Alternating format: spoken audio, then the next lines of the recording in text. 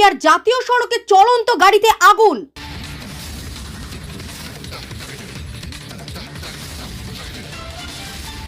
মাদক পাচার করার সময় গাড়িতে আগুন, ঘটনায় তীব্র চাঞ্চল্য ছড়ালো শান্তিপুর থানার প্রফুল্লনগরে।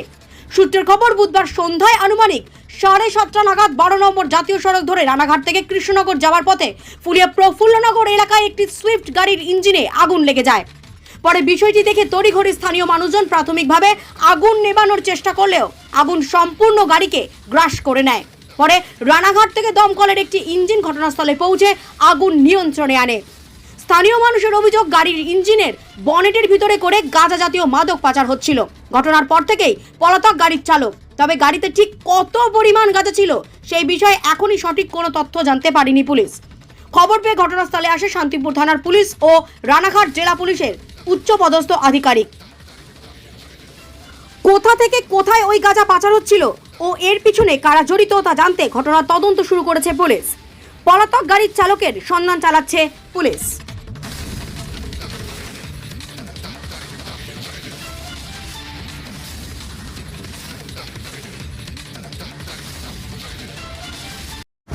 এই 7:30 নাগাদ এখানে একটা সুইফট গাড়ি যাচ্ছিল। সেই সুইফট গাড়িতে হট করে একটা ইঞ্জিনে আগুন ধরে যায়। আগুন ধরে যাওয়ার পরে সব আমাদের এখানে ব্লক পার্টি অফিস আছে, সেখানে ছেলেমেলে সব থাকে। সবাই ছুটে এসে আগুনটা পাশের বাড়ি থেকে জল নিয়ে এসে নেভানোর চেষ্টা করে, কিন্তু ওই জলে নিয়ন্ত্রণ রক্ষা হয়নি। রানাঘাট থেকে একটা দমকল আসে, তারপরে সেই আগুন নিয়ন্ত্রণে আসে। গাড়ির মধ্যে পরে বোঝা যাচ্ছে যে গাড়ির মধ্যে পুরো গ্যাজা ভর্তি ছিল। গাড়িটি কোথা থেকে কোথায় যাচ্ছিল? গাড়িটা যেতে ছিল কৃষ্ণনগরের দিকে। রানাঘাট থেকে আসছিল? হ্যাঁ, রানাঘাটের দিক থেকে। রানাঘাট হয়েছে এই 7:30। কীভাবে লাগলো বলে মনে করছেন গাড়িটা ওর পুরো বনার সামনে দিয়ে নতুন গাড়িটার মধ্যে পুরো প্যাকেটের মধ্যে গাঁজা ভর্তি। ওই গাঁজার থেকে ইঞ্জিনের হিটে আগুন ধরে গেছে আশা করা যাচ্ছে।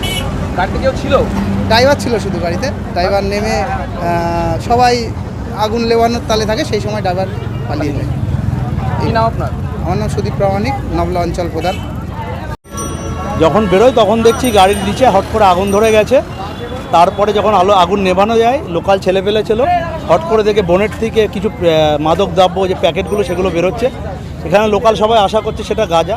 আপনারা জানেন ম্যাক্সিমাম এখন এইসবই গাড়িতে ধরা পড়ছে, যা এখন বেঙ্গলের অবস্থা সেটাই হচ্ছে। নতুন করে কিছু না, এই ব্যাপারে পুলিশ তদন্ত করে দেখবে, আমাদের কিছু বলার নেই। আমরা এটাই দেখেছি ওখানে মাদক দ্রব্য ছিল, যেটা আপনি এখনও লক্ষ্য করতে পারবেন। এখানে লোকাল যারা আছে তারা অনেক চেষ্টা করেছে। প্রবলেমটা এটাই যে ফায়ার ব্রিগেডের সুবিধাটা এখনও 1 ঘন্টা পরে ফায়ার ব্রিগেডে আসলো।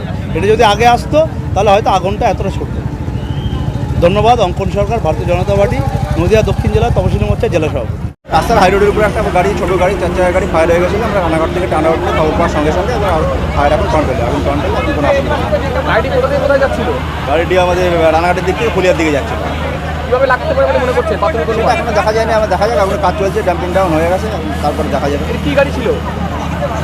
মনে হচ্ছে রকমের সুইফট গাড়ি ছিল, 4 চাকা ছোটো হয়েছিল। গাড়িতে কি ছিল? এখনও দেখা যাচ্ছে গাড়িতে কেউ নেই, কাউকে ড্রাইভার খালাসি কাউকে পাওয়া যায়নি এখন পর্যন্ত। সেগুলো হয় না, কোনো ইনজিওর্ড কোনো খবর নেই। আপনার নাম পরিচয়? আমার নাম Soumendra, sub officer Ranaghat fire station.